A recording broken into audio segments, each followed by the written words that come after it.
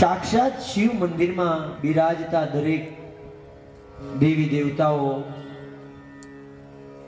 હનુમાનજીને વર્ણન કરતા શિવ મહાપુરાણ ચાલીસાના 24માં શ્લોકમાં કહે છે, હનુમાન મહાવીરો રામ કાર્ય કર સદા, રામદૂતા દિવ્યો લોકે નિત્યધનો ભક્તવત્સલા.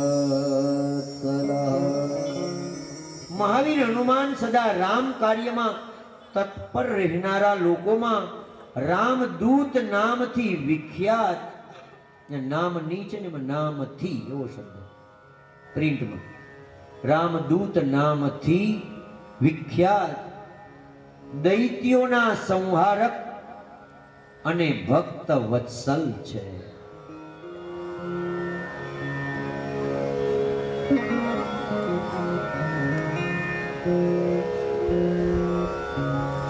ભગવાનના અનેક અવતારોમાં એક એવો અવતાર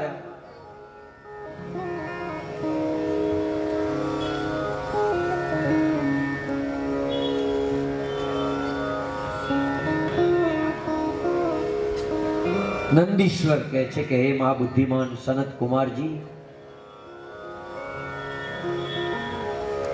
હું તમને એક અવતાર ખંડનો આ છેલ્લો અવતાર વર્ણવું છું અને આનંદ આપનાર છે મહેશ્વરનું પીપલાદ અવતાર.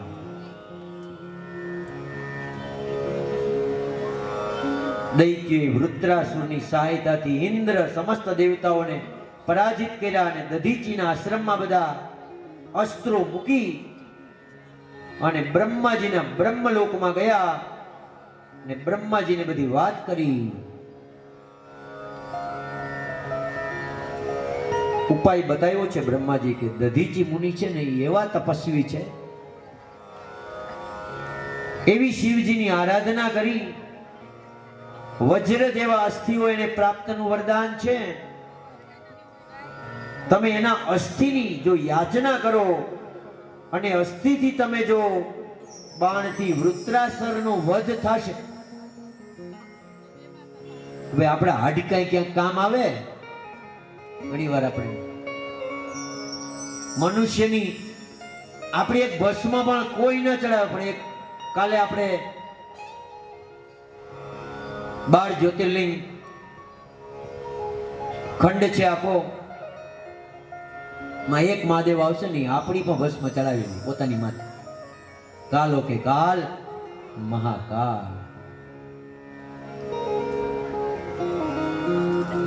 પૂજન માટે ખાસ ફરી વચ્ચે સૂચન આપી દઉં છું. આ છેલ્લો હવે ચાલી રહ્યો છે ઉત્સવ એટલે, અને પછી બાપુ એક સરસ એક હનુમાન ચાલીસાની આજ આપણે રુદ્રખંડ છે લઈ આ વાત પૂરી થાય અને હનુમાન ચાલીસા પૂરી થાય એટલે તરત જ આપણે સરસ આરતી પૂજન સાથે આ કાર્યક્રમને આજે એ પહેલા જે ખાસ કરીને કાલના પૂજનમાં છે એવા લોકોની મુખ્ય પોથી યજમાન હંસાબેન અરવિંદભાઈ બેસલા, વિજયાબેન હરસુખભાઈ મોતીવરસ, જ્યોતિબેન હરેશભાઈ થાવર અને સાથે 5મા દિવસની આજે યાત્રા પછી તારાબેન ગોવિંદભાઈ વાસણ, મુક્તાબેન રમેશભાઈ સોલંકી મુંગીમાં, ઉષાબેન મગનભાઈ પરમાર, વિજયાબેન કિશનભાઈ કારવા, જોશનાબેન અશોકભાઈ ચાવડા, મંજુબેન નાનુભાઈ વિસા વડિયા અને પછી છેલ્લે પણ ખાલી મંજુબેન મંગળાબેન એવું નામ લખેલ છે. આ ત્યાં સુધીના લોકો કાલે 2:45 વાગે અહીંયા હાજર રહી ઉત્સવના નામમાં રમાબેન મહેશભાઈ ડાભી, લતાબેન ચાવડા, જોશનાબેન ચાવડા, રમીલાબેન રાજેશભાઈ દેવડા અને વજુભાઈ જગાભાઈ પરમાર આટલા ઉત્સવ સમિતિ એટલે પૂજનનો કાર્યક્રમ 2:45 થી 3 એ સમય જ રહેશે. છેલ્લો અવતાર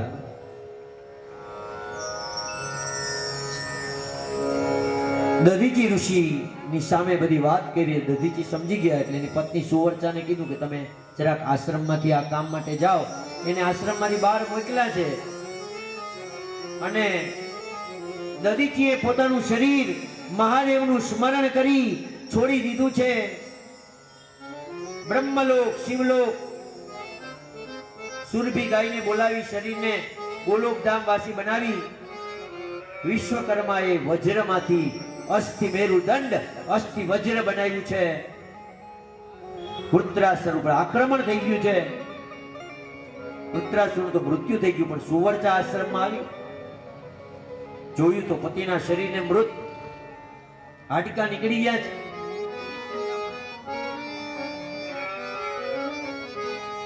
સ્વાર્થ ચિત કરવા હે દેવતાઓ, તમે મારા પતિને બલિદાન આપી દીધું.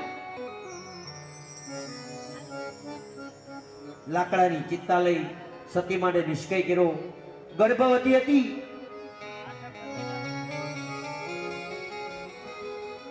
બધાએ કીધું ગર્ભવતી શરીર ન બાળવું જોઈએ. પથ્થરથી પોતાના પેટ ઉપર ઘા મારી અને ચીરી અને ગર્ભને બહાર કાઢી. આ રુદ્ર અવતાર એટલે બીજું કોઈ નહીં, પીપળા રૂપે પ્રગટ થયેલા સાક્ષાત પીપલાદ ઋષિ છે. બોલો પીપલાદ મહારાજ કી જય.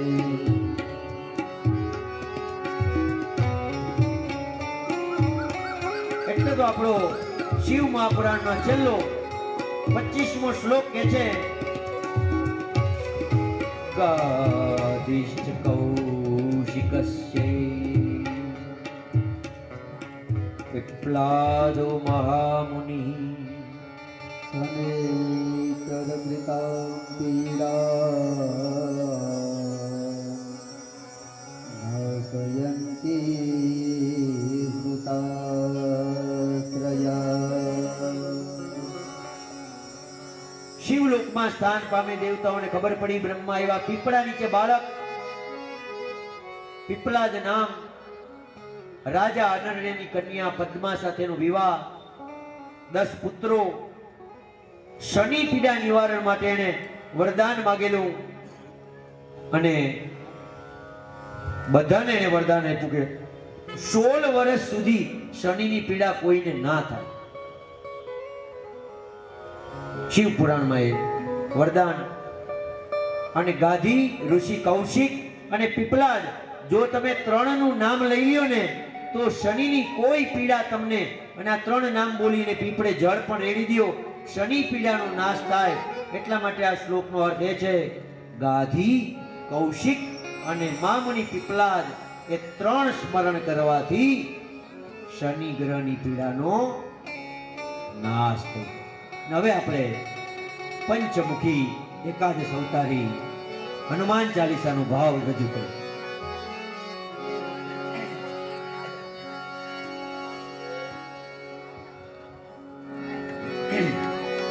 શ્રી ગુરુ ચરણ સરોજ રજ નિજ મન મુકુર સુધાર બલવું રઘુવર વિમલ યશુ જોડાયક ફલ જાલ. બુદ્ધિહીન તન જાનકે સુમિરો પવન કુમાર બલ બુદ્ધિ વિદ્યા દેવ મોહી હરહુ તલે ધૃતિકા. જય હનુમાન જ્ઞાન ગુણ સાગર જય કપીશ તિહુલો ગૌસાગર રામદૂત જય તુલિત બલરામા અંજની પુત્ર પવન સુત મામા મહાવીર રંગ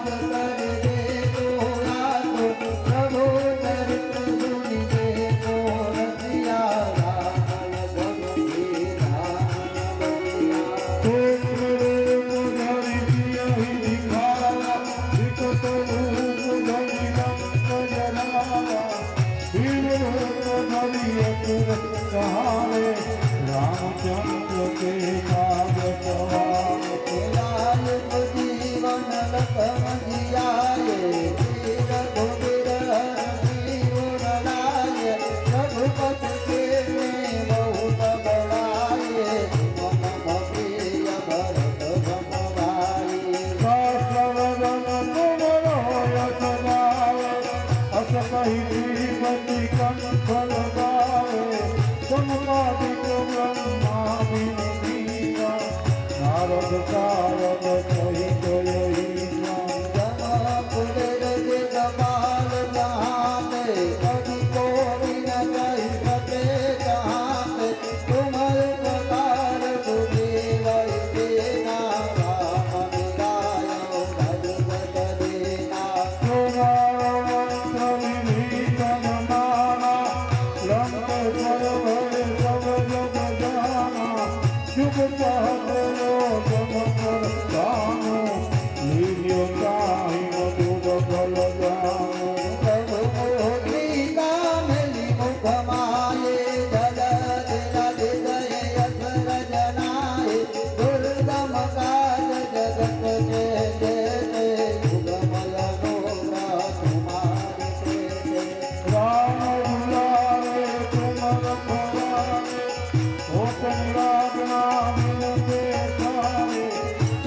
ઈશ્વર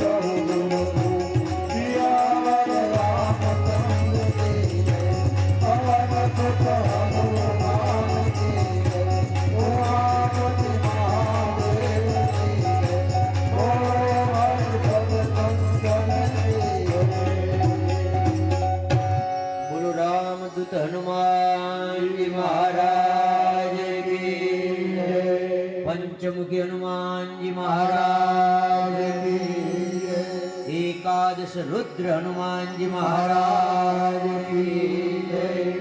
सोमनाथ महादेव की जय। रामेश्वर महादेव की जय। सियावर रामचंद्र भगवान की जय। द्वारिकाधीश की बालकाधीश की जय। माधवराय भगवान की जय।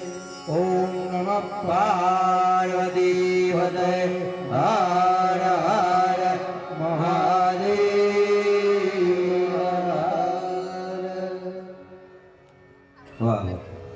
હિતેશભાઈ ને અમારે હનુમાનજીને સાક્ષાત ચાલીસાથી શિવ ચાલીસાનો યોગ આલે એમ હનુમાન ચાલીસાનો યોગ.